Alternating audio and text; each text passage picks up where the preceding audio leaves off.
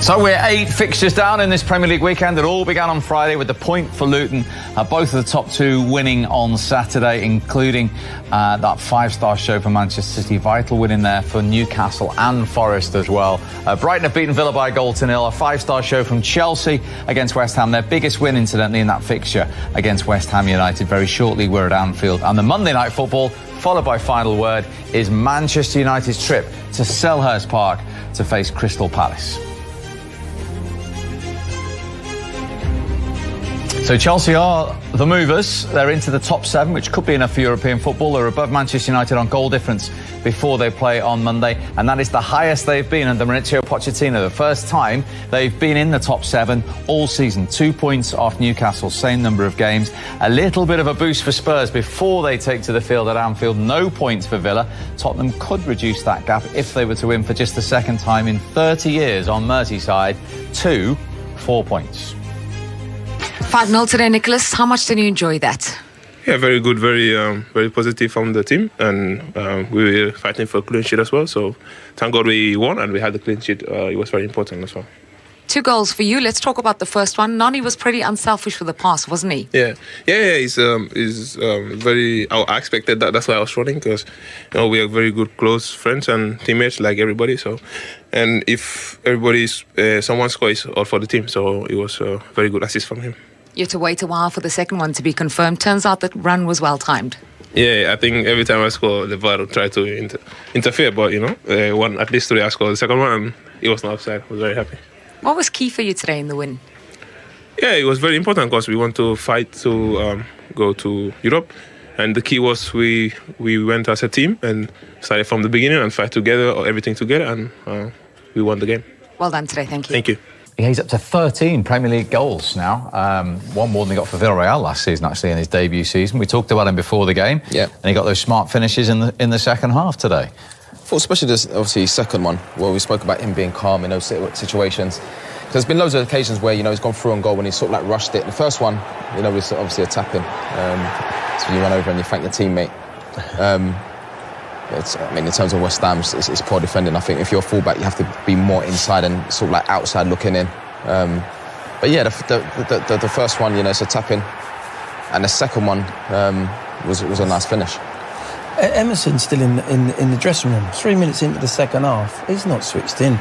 He's come out of that tunnel from the dressing room, and he's just, his position is awful. I mean, it's a good finish and a good ball from Chalobah, but at the end of the day, you've got to show a little bit more than that, especially when you're conceding all the goals they've already done in the first half. Yeah, he timed his run just about perfectly there, and I often find, don't know what about you, Jermaine, in this type of situation, I think the near post finish is quite an underplayed finish here. Often, you get a big gap at the near post there, and we can see here just onside, times his run pretty well. Casado plays the ball through, and it's a nice little easy finish. It's not a hard finish once you make that choice into the near post. So, good day for him. It was, and a complete opposite day for West Ham and David Moyes. Third time this season they've been hit for 5, and a lot of people saying very un-David Moyes-like. Well, when you look at West Ham have now conceded 70 goals in this Premier League season, and that is the most ever under David Moyes for any team in any Premier League season. I think that performance doesn't represent West Ham as a football club. When you play for West Ham, and you can't really go toe-to-toe with the other clubs in terms of like how you play, and that performance doesn't represent West Ham. You've got to work hard first and foremost. At the top of the show, I said the manager's a defensive-minded coach. Well, you like to think if you're a defensive-minded coach, you don't concede that many goals. Against a Chelsea team, good Chelsea team, but I mean, if you look at the Chelsea team over the last 10 years, it's not like, you wouldn't say it's a Chelsea team that you can go in and concede 5 goals. They might need a defensive-minded coach now, mightn't they? We were saying before. With 7 Everyone accuses him all the time of being defensive. Well, they've conceded 70, so they might need to go for one now. Well, it is a fast-emerging Chelsea team, gathering pace up the table for Mauricio Pochettino. Mauricio, congratulations. How pleased are you with that performance? I'm really pleased.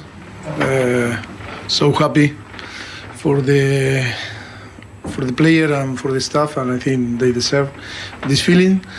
And after the victory again, Tottenham, and to confirm after a few days after that great performance, they deserve full credit. Because to play like you did on Thursday and still have the energy less than 3 days later, I mean, it was a brilliant first half, wasn't it, especially? No, brilliant game. I think the game was amazing. I think the approach of the game again, the right attitude, the right capacity, you know, to deal, to compete. I think I told you that after Thursday I was so happy in the way that we compete, and compete in this way we have the talented player that, you know, have the quality to score goals, to create chances, and of course in this way all is possible. Comprehensive first half display from Chelsea. They lead West Ham by 3-0 at Stamford Bridge. It has been one-way traffic, and we talked about Cole Palmer before the game started. Everything he touches at the moment. It's because he's a super player. It really is, you know. This is early in the game. Chelsea have been totally dominating. They've not got out of second gear, let's be fair. West Ham have been awful today. They really have. But if you leave this lad in these positions unopposed, he's going to punish you. You cannot leave that. Look at this defending from West Ham. Alvarez has gone in there. He's worried about Cucurella going into that midfield area where he should be actually goal side on Palmer. The centre-backs have got to go back to defend nearer the 6-yard box. That little space there, a midfield man's got to drop into that space. No one near him. And Palmer's, you can't leave this lad there. Look, he just keeps lovely technique, goes for the side, but there's a little bit of a deflection there, but it was going in anyway, to be honest. And West Ham have got to shake themselves up. They really have. And look at that. Home goals in a Premier League season. He's up to 16. And look at the company he's keeping as well. He's gone above Hasselbank, Lampard and Drogba. One more, and he will have scored more Premier League goals at a season in Stamford Bridge than any other Chelsea player. And, in fact, there's only Erling Haaland who scored more Premier League goals at all this season than Cole Palmer. Conor Gallagher, there's much discussion about him at the moment. Do you think he had this kind of finish in his locker, Jermaine? I'm going to say yes.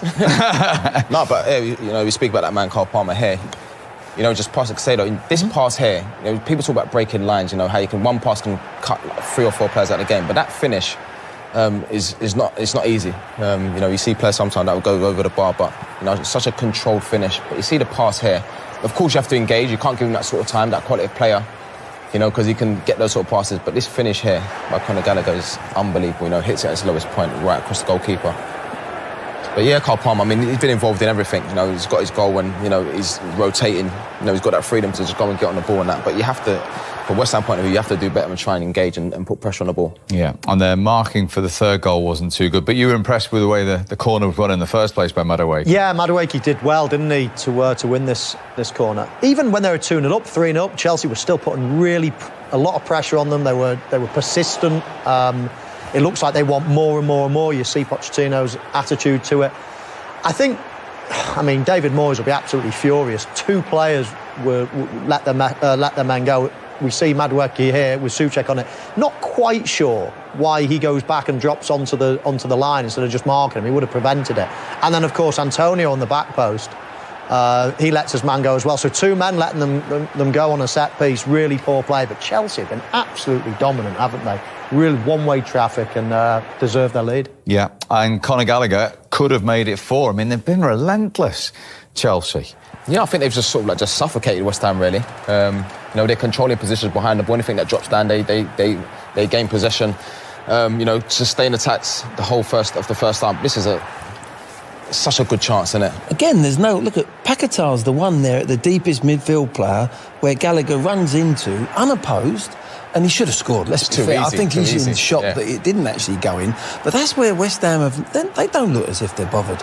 It's like, well, you pick him up. And they only come alive. To your point pre-match about the future of David Moyes. Definitely. They look like a team that only want to play when we've got possession. Oh, we want the ball. See, that's the easy part of the game. As soon as Chelsea get possession, there's no closing, there's no one screaming to go and pick up on the penalty spot, those vital positions. There's no continuity about their game. No. Cucurella's position as well, Glenn, before the game that you highlighted, is that enabling Gallagher to go and make those runs? We saw him score a goal, we saw him could have scored a second. It gives him almost the freedom. Well, if you go and pick up the people in the central positions, Cucurella being one, Palmer gets spare. If you're saying he's too good to be spare, you slide a midfield player out there, then Gallagher becomes free to get into the box. And he's a great player to get. He just runs off the ball into the box, and he's looked there. That's how he's got his goal. That's where he should have got his second goal.